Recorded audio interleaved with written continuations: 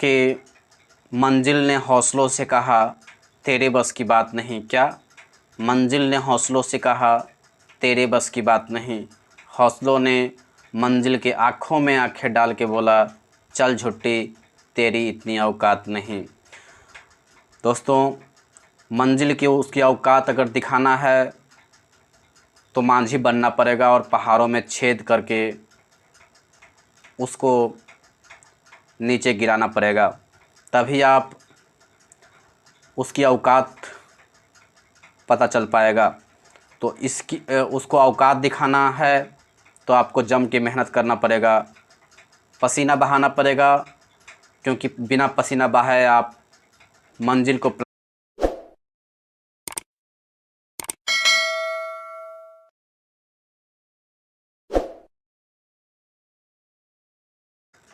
तो चलिए आज का वीडियो स्टार्ट करने से पूर्व मैं पिछला वीडियो जो पाचन तंत्र जो मैं पढ़ा रहा था, पाचन तंत्र जो टॉपिक चल रहा था, उस टॉपिक को जब थोड़ा सा रिवीजन कर लेते हैं ताकि आपको रिकॉल कर पाएँ, थोड़ा सा रिकॉल आप कर पाएँ।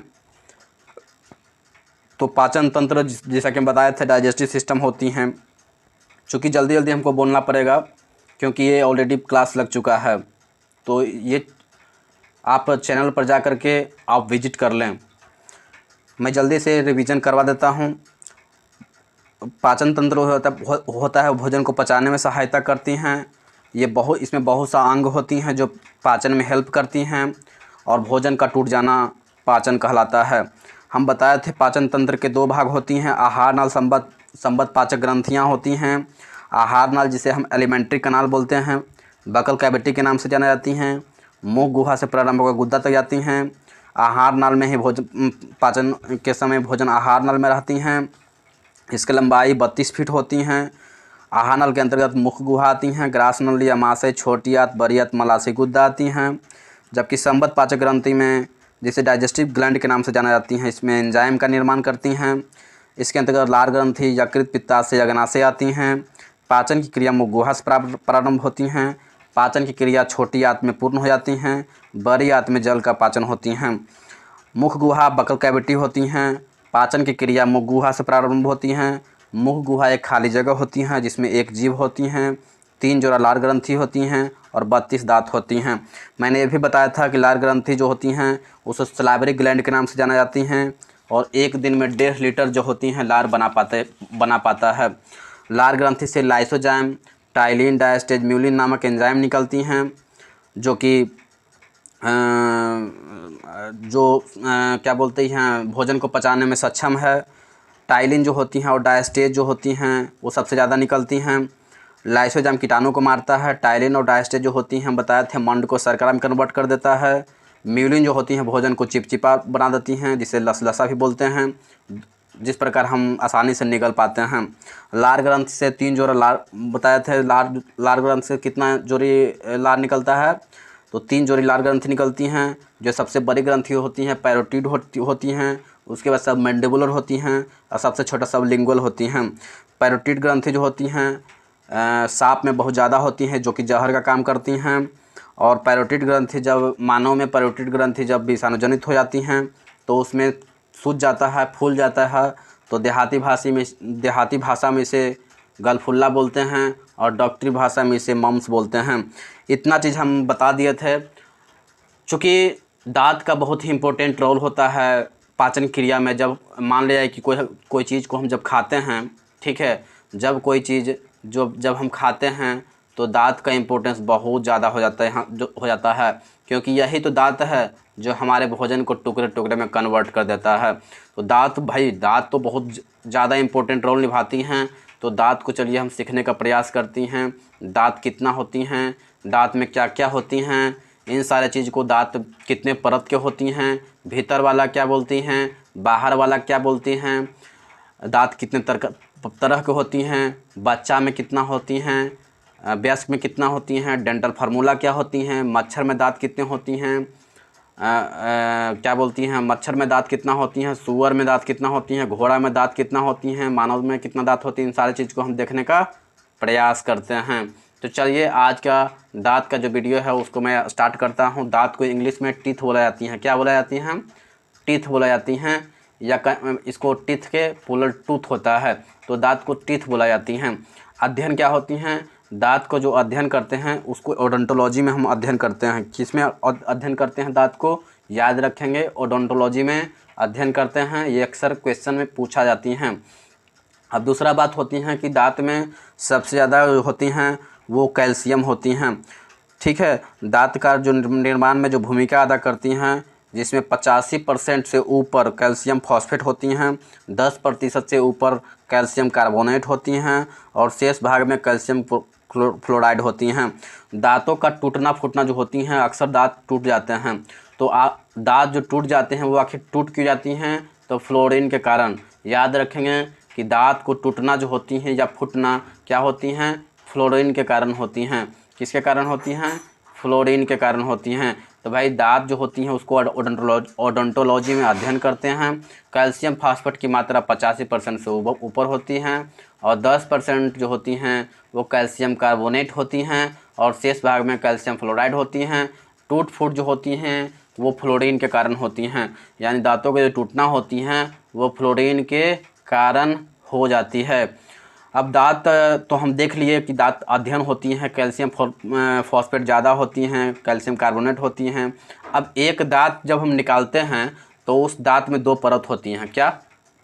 एक दांत में क्या होती हैं? 2 परत होती हैं। जो बाहर वाला जो भाग होती है ना उसको इनामेल बोलते हैं। क्या बोलते हैं? एनामेल बोलते हैं। जो मानव शरीर का सबसे कठोर भाग क्या है? एनामेल होता है। एनामेल क्या होती हैं?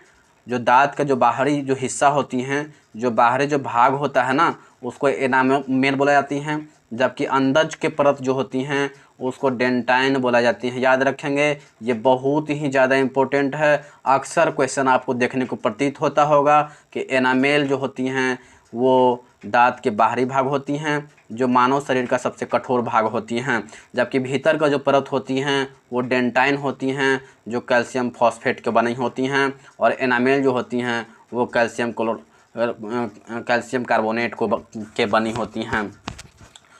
तो इस तरह से 2 परत भी हम देख लिए। एक परत जो होती हैं एनामेल हुआ, दूसरा हुआ डेंटाइन हुआ। कठोर भाग एनामेल होती हैं जो कैल्शियम कार्बोनेट का बना होती हैं। डेंटाइन जो होती हैं वो कैल्शियम फॉस्फेट की बना होता है। ठीक है, कैल्शियम फॉस्फेट का बना होता है। अब एक होता है डाइफोडेंट। वो डाइफोडेंट क्या होती हैं? जिसे बच्चा में 20 जो दांत टूट जाता है ना, बच्चे में देखते हो कि 20 दांत टूट जाता है। ठीक है, स्टार्टिंग के जो 20 दांत जो होती हैं ना वो टूट जाती हैं। यही 20 दांत को क्या बोला जाता है? डाइफोडेंट के नाम से जाना जाता है। आपको पता होना चाहिए, क्वेश्चन में अक्सर एनटीपीसी के एग्ज़ाम में पूछा गया था कि डाइफोडेंट जो होती हैं वो कितना होती हैं, तो आंसर वहाँ पर कितना होना चाहिए था? 20 होना चाहिए था। ठीक है, तो इस चीज़ को अक्सर जितना क्वेश्चन आपको बताया जा रहा है, अगर इससे फालतू अगर एक भी क्वेश्चन आ जाएगा तो इसकी जिम्मेदारी मेरी है। एक भी क्वेश्चन इससे हट के आपको बाहर देखने को नहीं मिलेगा, इसकी गारंटी हम देते हैं। बस इतना करके जाएं और किसी भी एग्ज़ाम को फोड़ के चलाएं, कोई दिक्कत नहीं है। कोई भी एग्ज़ाम हो, इससे ज़्यादा तो पूछ ही नहीं सकता, इसकी गारंटी हम लेते हैं। तो डाइफोडेंट जो होती हैं वो 20 दांत होती हैं, जो बचपन में टूट जाता है। क्या होता है? बचपन में जब टूट जाता है तो नया दांत आ जाता है फिर। ठीक है, तो वो 20 दांत ही होती हैं। मोनोफाइडेंट जो होती हैं वो एक बार आता है। क्या? एक बार ही होता है, एक बार आता है। और ये जो होती हैं अक्कलदार दांत जो बोलती हैं, अक्कल जो बच्चों में नहीं होती हैं, ये वयस्क में होती हैं अक्कल दांत। ठीक है, तो ये इसको मोनोफाइडेंट बोला जाती हैं। क्या बोला जाती हैं?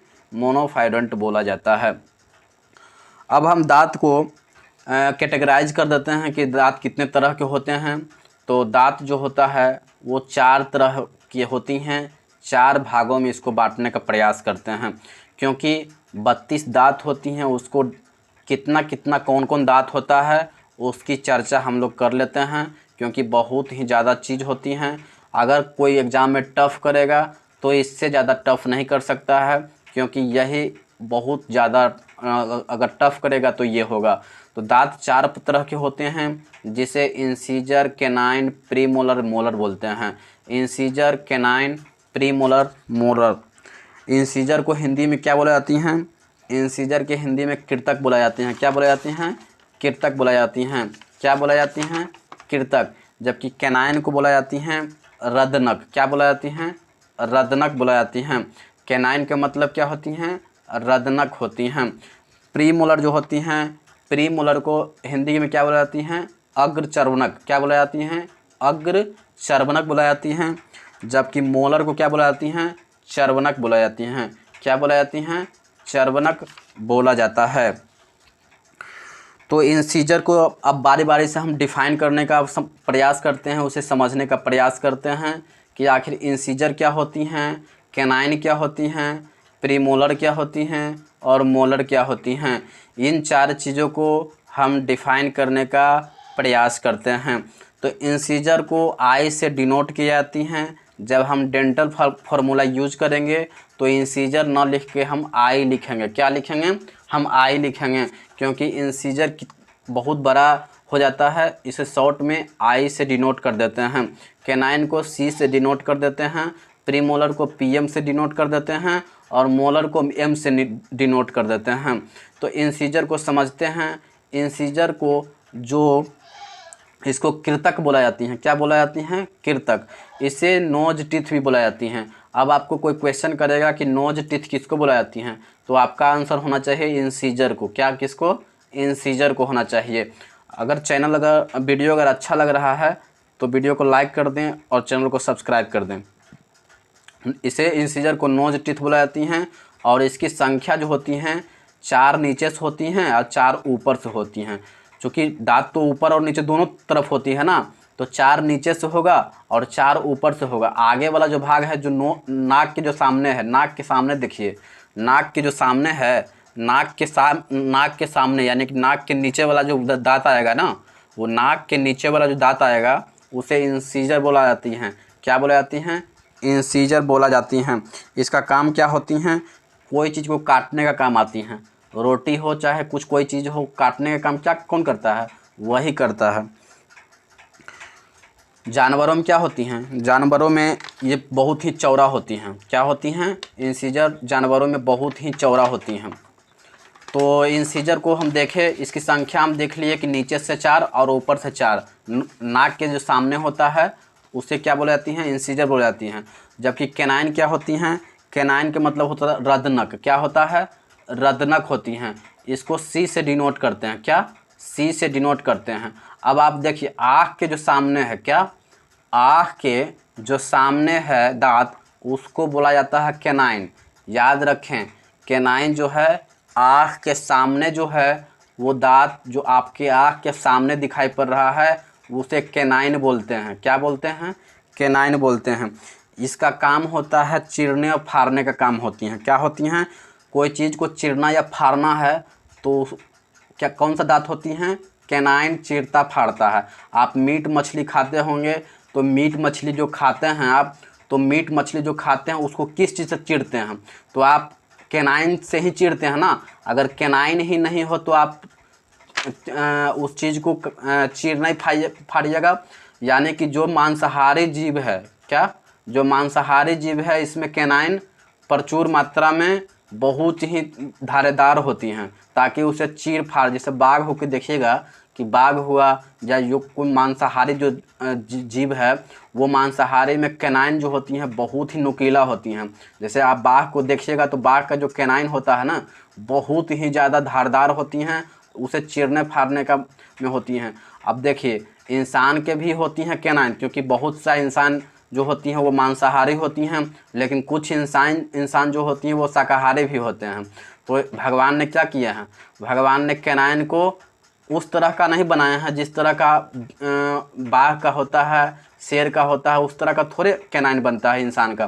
क्योंकि भगवान ने किस रूप में दिया है? इंसान को शाकाहारी के रूप में दिया है, न कि मांसाहारी के रूप में दिया है। भले इंसान मांस खाता है पर मांस नहीं खाना चाहिए, क्योंकि भगवान अगर इंसान अगर मांसाहारी होता तो निश्चित तौर पर कैनाइन जो इंसान का जो कैनाइन होता है वो कभी भी हमेशा नुकीला रहना चाहिए था। आप देखिए अपने दांत को, अपने दांत को, जो आँख के सामने दांत जो दिखाई पड़ रहा है कैनाइन, क्या वो नुकीला है? क्या बहुत ज़्यादा नुकीला है? नहीं, बहुत ज़्यादा नुकीला नहीं है। इसलिए जो कैनाइन जो होता है वो इंसान का कैनाइन जो होता है बहुत ही ज़्यादा खतरनाक नहीं होती हैं, क्योंकि बहुत सारे इंसान क्या होती हैं, शाकाहारी भी होते हैं। हालांकि मांस खाना किसी जीव को हत्या करने की बराबर है। हम तो एक टीचर होने के नाते ये कहें कि मांस मछली आपके लिए नहीं बना है, मांस मछली तो उस जीव के लिए बने हैं जिनका कैनाइन जो दांत है बहुत धारेदार है, उसके लिए ये बना है। तो कृपया मीट मछली खाना बंद कर दें।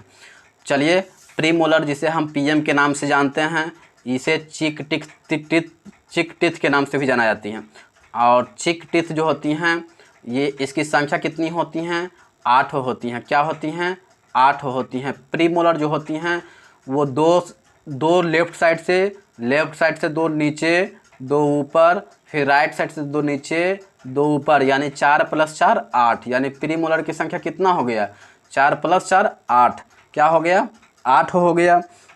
यानी प्रीमोलर को चर्वनक बोला जाती हैं, विजडम टिथ के नाम से भी जाना जाती हैं। भोजन को काटने का काम, चबाने का काम यही करता है। भोजन को चबाने का काम यही करता है। बच्चा में जो होती हैं, चिक टिथ होती हैं, ये भोजन को चबाने का काम करती हैं, और ये बच्चा में बिल्कुल भी नहीं होती हैं। याद रखें, प्रीमोलर जो होती हैं और अग्रचर्वनक जो होती हैं वो बच्चा में नहीं पाई जाती हैं। और इसकी संख्या 4 + 4 8, यानी 2 लेफ़्ट से 2 नीचे, लेफ़्ट से 2 ऊपर, राइट से 2 नीचे, राइट से 2 ऊपर, यानी कुल मिला कितना?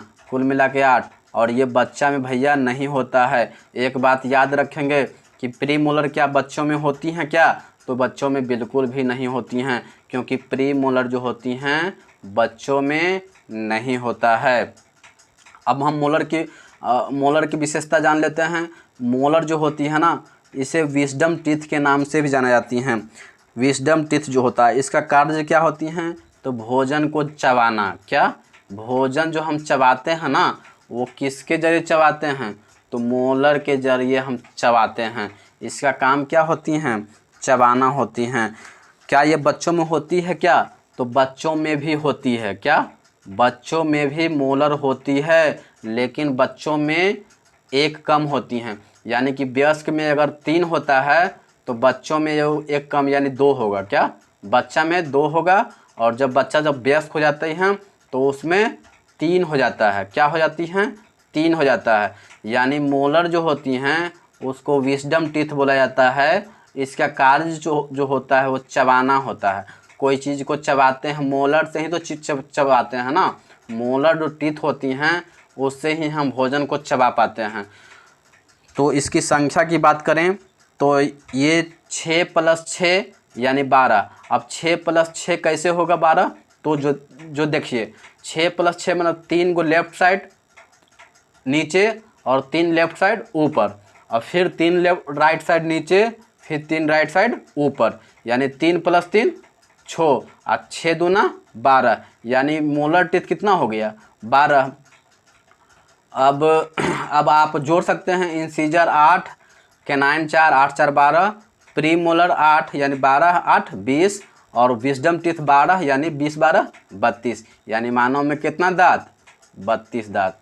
मानव में कितना दांत? 32 दांत। लेकिन अगर कोई आपसे क्वेश्चन करे कि मानव में दांतों की संख्या कितना है, तो आप 32 नहीं बोलेंगे। क्यों नहीं बोलेंगे? क्योंकि 32 दांत तो टूटने के बाद हुआ।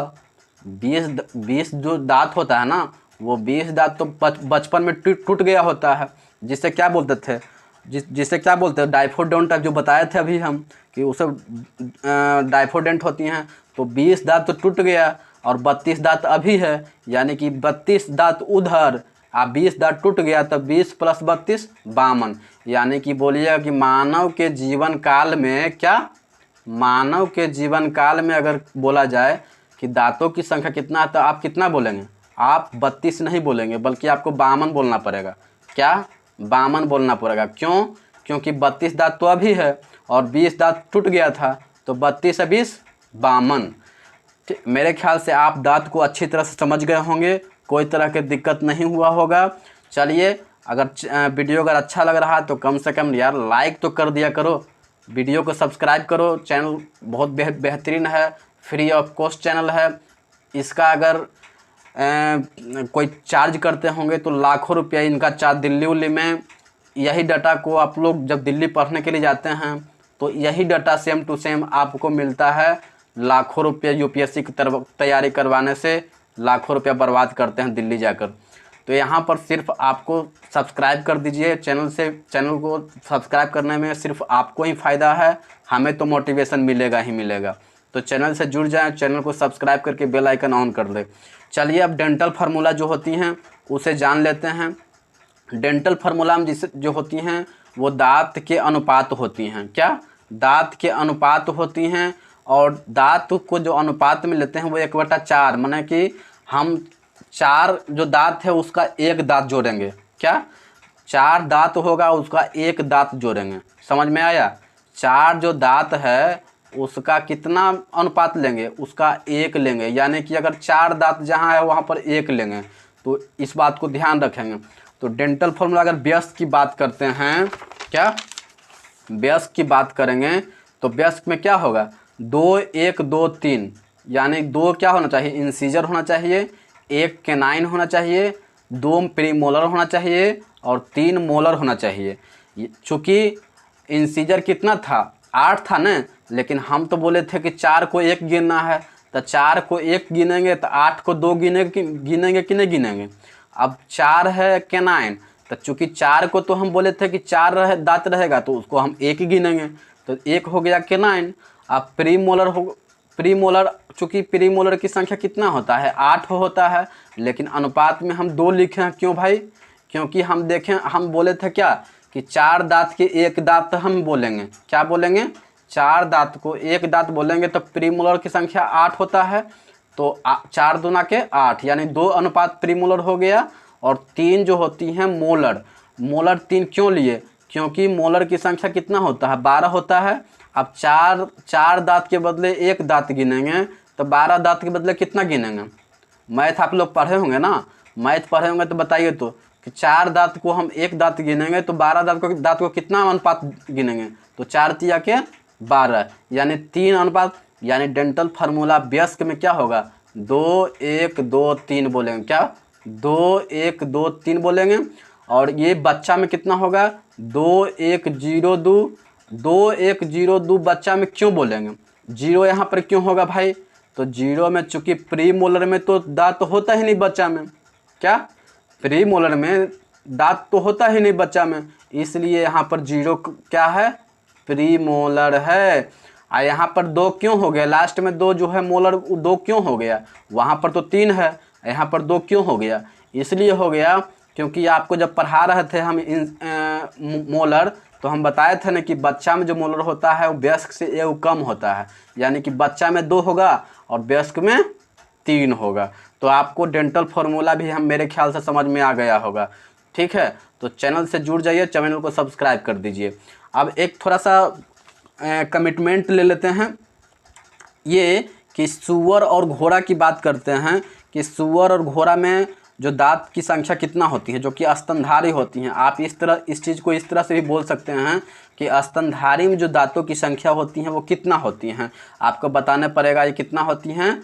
44 होती हैं। अगर बोलेगा मच्छर में दांत की संख्या कितना होती हैं, तो आपको क्या बोलना पड़ेगा? मच्छर में दांतों की संख्या 47 होती हैं। कितना होती हैं? 47 होती हैं।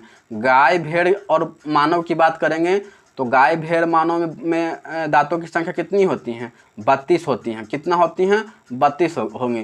गाय में भी 32 दांत होती हैं, भेड़ में भी 32 दांत होती हैं और मानव में भी 32 दांत होती हैं।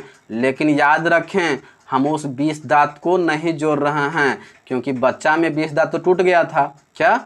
बच्चा में तो 20 दांत टूट गया था, लेकिन 20 दांत को हम जोड़ रहे हैं क्या? हम बिल्कुल नहीं जोड़ रहे हैं। तो इसका मतलब क्या हुआ कि गाय और भेड़ और मानव की जब हम बात करते हैं तो वयस्क हो जाने के बाद हम बात कर रहे हैं, बच्चे में हम बात नहीं कर रहे हैं। क्योंकि जब बच्चे के हम जब बात करेंगे तो भैया बच्चा में तो 20 दांत टूट गया था। क्या? बच्चा में तो 20 दांत टूट गया था, अगर हम उसको 20 दांत को जोड़ेंगे तो कुल तो 52 हो जाएगा ना, तो 32 + 20 52 हो जाएगा। लेकिन गाय, भेड़ और मानव की बात करते हैं कि 32 दांत होता है। इसका मतलब क्या है? इसका मतलब ये है कि हम वयस्क की बात कर रहे हैं, 18 वर्ष से ऊपर की बात कर रहे हैं। मानव में 18 वर्ष के ऊपर हम बात कर रहे हैं, तो 32 दांत हो जाएगा। ठीक है, तो आज के लिए